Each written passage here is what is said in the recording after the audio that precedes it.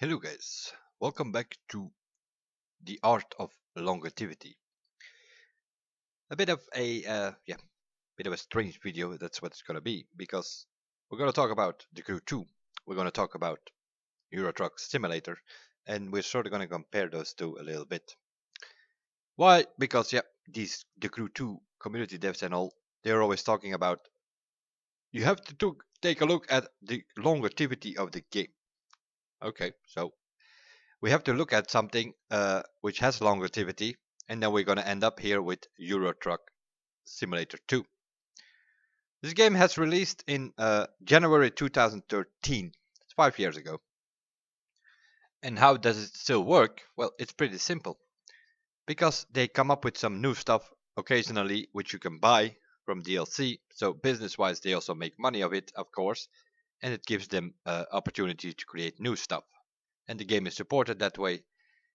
This is a single player game by itself, but there are also mods available. If you go into the profiles, you can see the prod.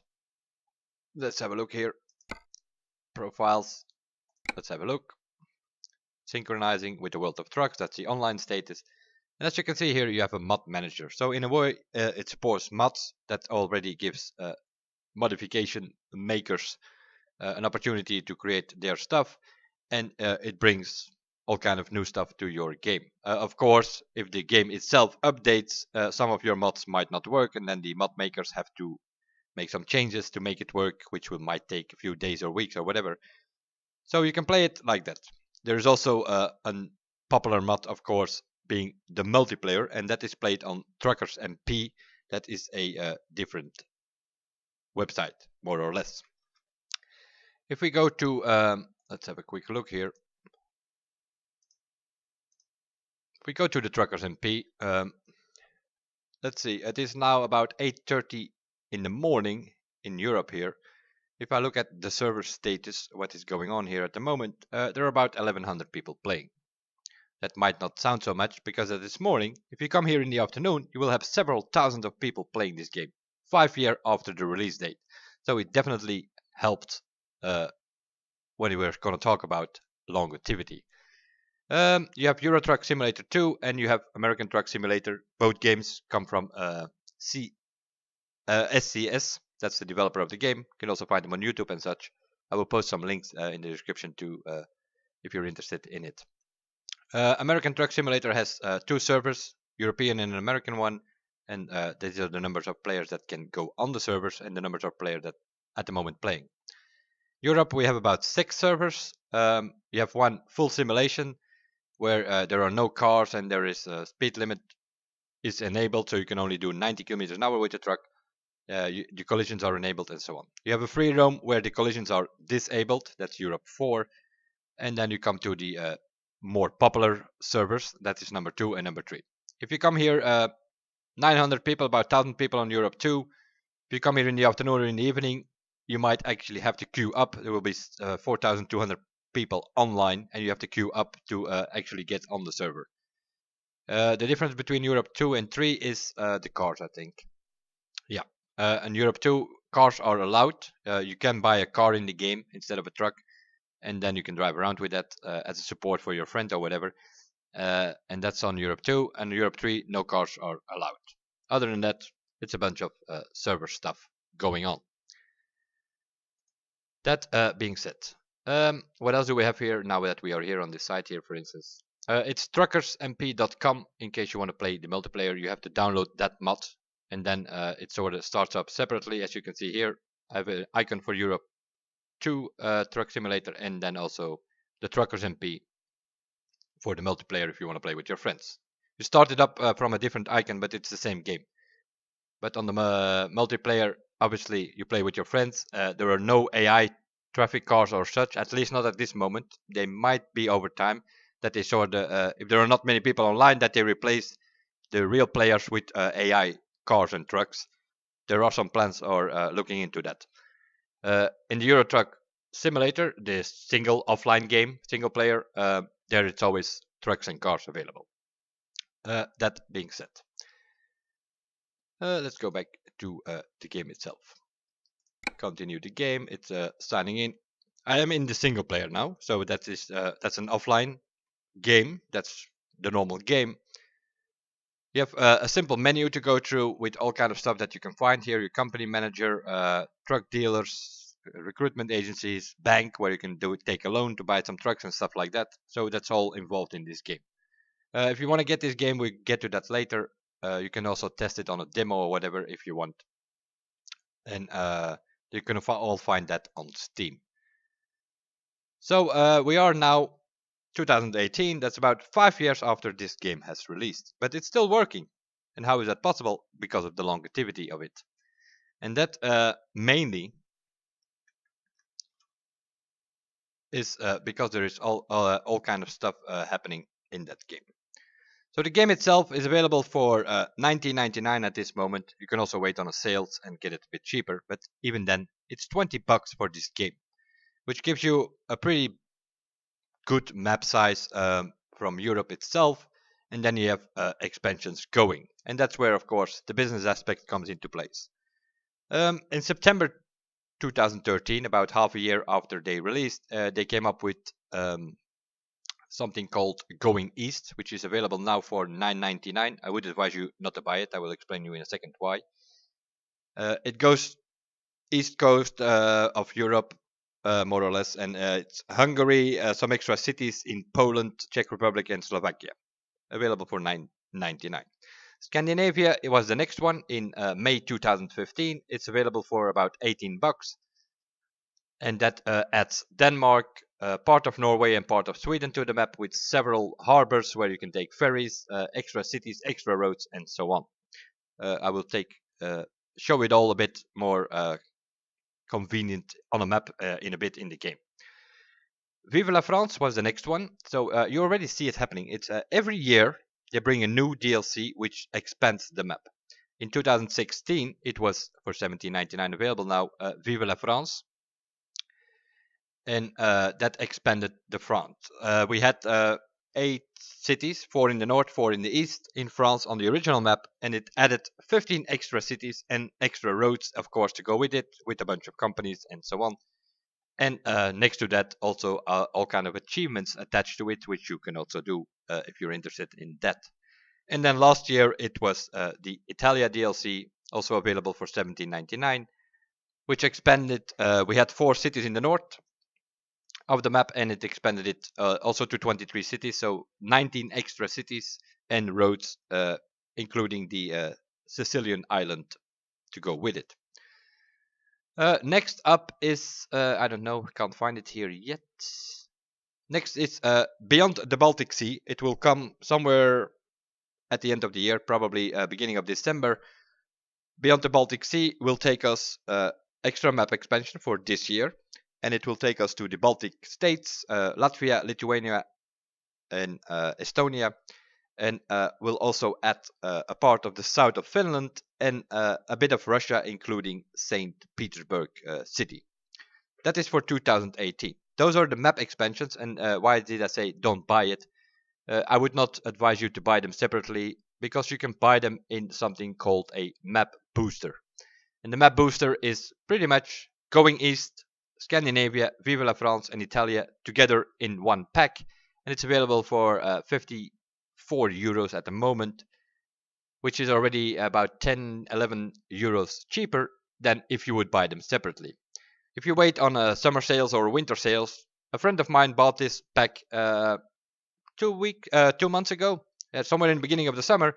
It was summer sales, and she got it for like $20. So she had the game for $20, and she has the whole map expansions for the last 4 years for another $20. Longevity works perfectly if you sort of play around with it and you offer the things separately and you offer the thing in a pack. It works perfectly. The same goes for cargo. The first thing they brought was somewhere in 2014. You had high-powered cargo, which gives you some pipes, some yachts, some helicopter stuff going on that you can transport. It's available for €4.50. Also here, I would advise you don't buy it. You have the heavy cargo pack. There it is. That gives you transformers and all sort of cranes and a train locomotive. Pretty heavy stuff that you can transport, 30-40 tons. $4.99 available. But also here, I would advise you don't buy it. Special transport was the last one. They brought that in December last year, and that is like, yeah, the real heavy stuff. 50, 60, 70-ton transports, big ships, boilers, silos, stuff like that. Whatever you want, big tires, condensers, high tech, and all kind of. I think like 11 different things that you can get extra to the thing. Also here, why did I advise you don't buy it? For the simple reason you have the Euro Truck cargo bundle, which gives you the high power pack, the heavy cargo, and the special transport in one pack again. 12.30 it's available now instead of 15, 16, 17 if you buy it all separately. So if you buy it at this moment, if you would buy this game, you pay for 20 euros for the buck for the game itself, 12 euros for the cargo pack, so that's about 32, and then about 55 for the booster pack. So if you would buy this game at this moment, you pay about 80, 85 towards 90 euros everything together. If you wait on a sales, the game for 20 euros, you buy this in the sales, the cargo bundle probably about 5, 6 euros you can get it, and the map booster for about 20. Yeah, you have less than 50 euros, and you have bought more or less all you need. There is all other stuff available. If you're interested in paint jobs and such like that, you can buy all of those things separately. You have national paint jobs, which includes, in my case, the Belgian flag and pennants to go in the cabin and stuff like that. You can get it for about €1 or $1 if you're in the States, and it's available for most of the countries. If they don't have it, they're probably working on it, because that is also these things kind of working on. And then of course you have teams as well. Christmas paint jobs, ice and cold. You have cabin accessories if you want stuff to get for your cabin.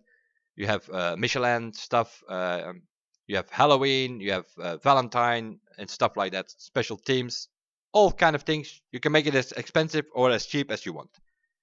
But the main thing is like the cargo. Buy the cargo pack, the map expansions, buy the map booster, and buy the game itself. For about 50 bucks, you're playing for 5 years and you spent 50 bucks on this game to get all of this stuff. Of course, when the expansions release, you can buy them for like, yeah, for instance, last year, the Italia DLC is 18 euros. If you buy that every year, you spend every year 18 euros, or you wait a bit till they bundle it up and you buy like one pack. So business-wise, longetivity works like that perfectly. Other than that, now, how does it all look in this game is pretty simple.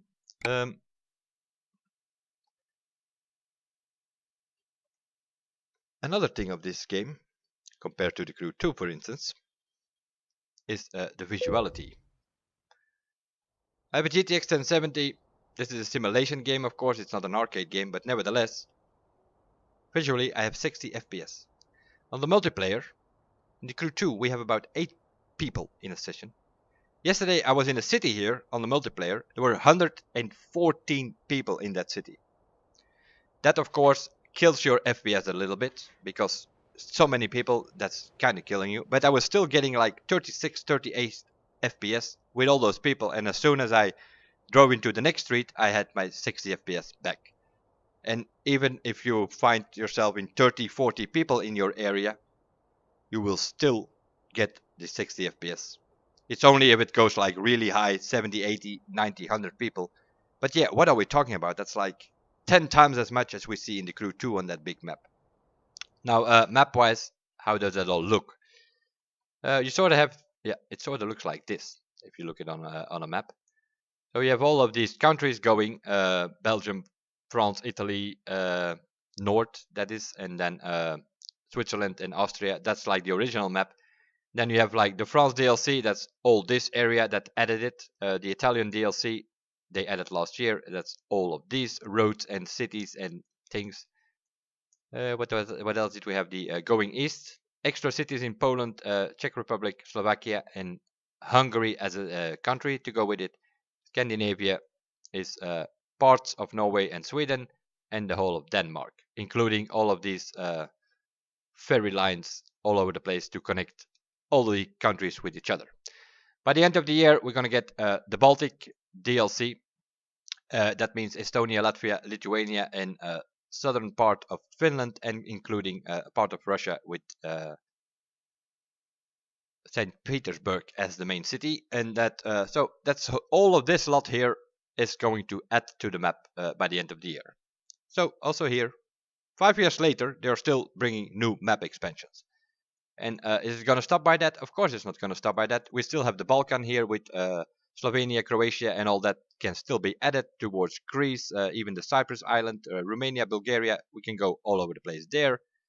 We can go here, Spain, Portugal, maybe even Mallorca, Menorca, and all of those islands are possibilities. And also that way we can go to Ireland, Northern Ireland, more up to Scottish Highlands, and possibility also, of course, to complete Sweden and Norway and Finland, and maybe even Iceland.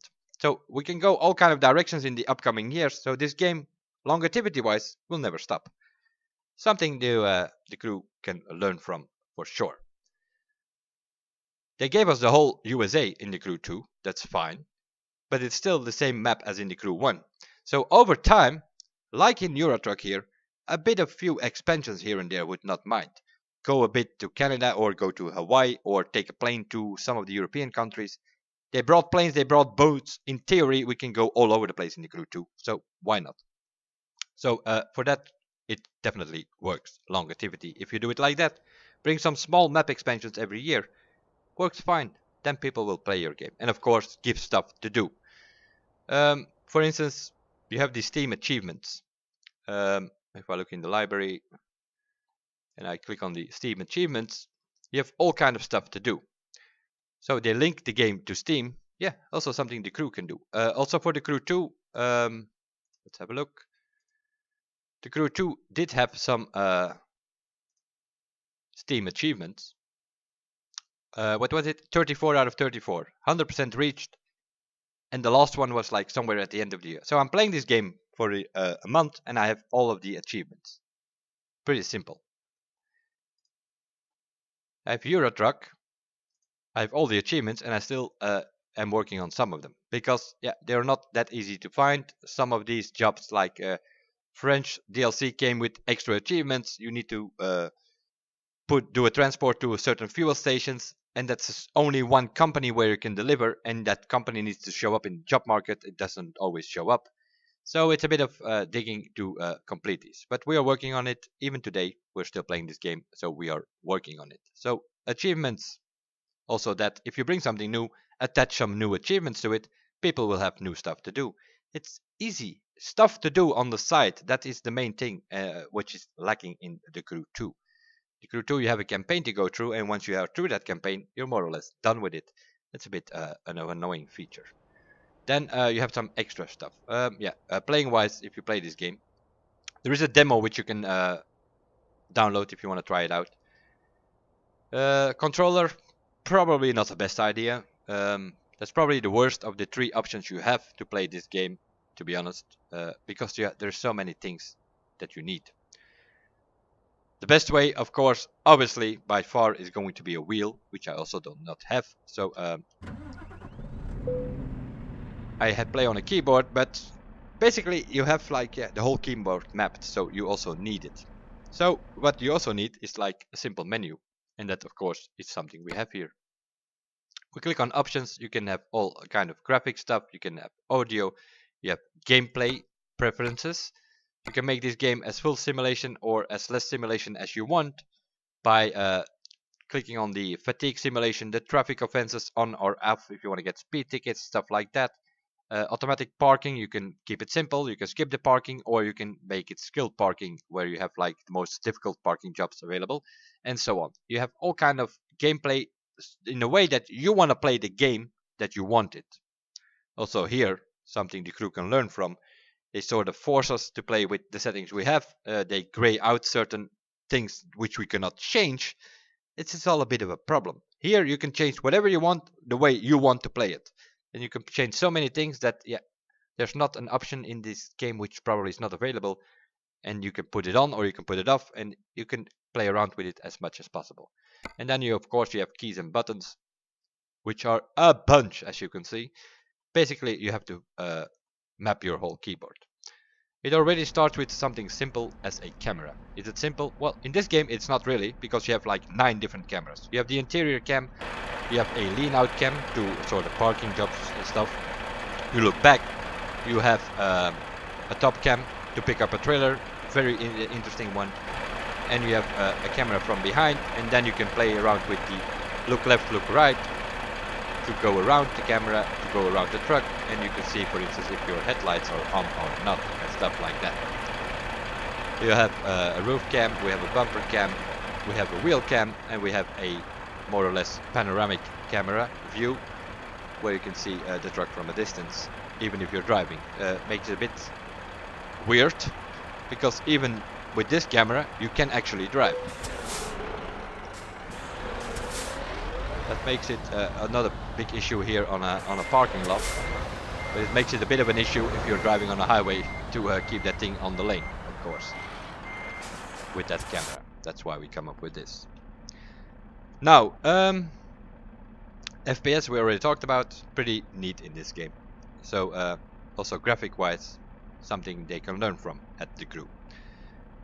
Headlights, not really working very well, are they, in the crew? Well, in this game, what's the time? 6 PM. In game, now I'm thinking. If I fast forward 8 hours, it will be like 3 at the night. So let's do that for a second. Bam, stop it. Taking a rest now, I fast forward 9 hours. It's 3 AM in the morning. Start up the engine again. Gives us a better view on the headlights. In the crew, they come up with like all kind of stuff, like some sort of, I don't know, excuses is what I call it. And they come up with something like the reflections of the lights on 20-30% will take it from your from the performance of your PC and all that kind of stuff. Does it really? No, it doesn't. It probably takes 20-30% of the consoles, and the whole concept of the game is created for consoles, and that's what it's probably gonna take the power of. On this game, it doesn't, as you can see. It works pretty fine, it works pretty neat. If you steer, the reflections, no, it's all fine, it steers, not a problem. If you turn, the lights turn with you, it is not a problem. And you can pretty much see where you're going.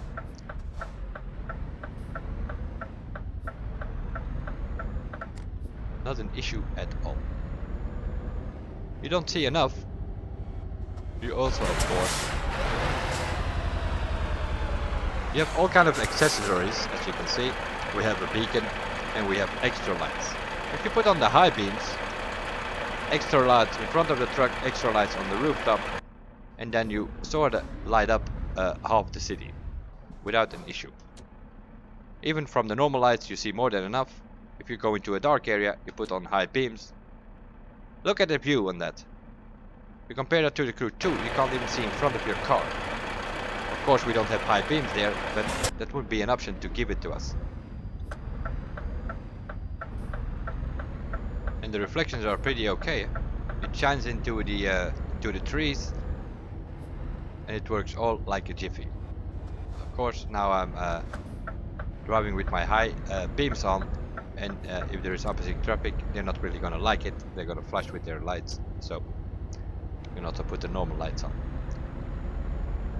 Other than that, we are driving in the city here. There is traffic, there are buildings. I'm getting constant 60 FPS, not a problem.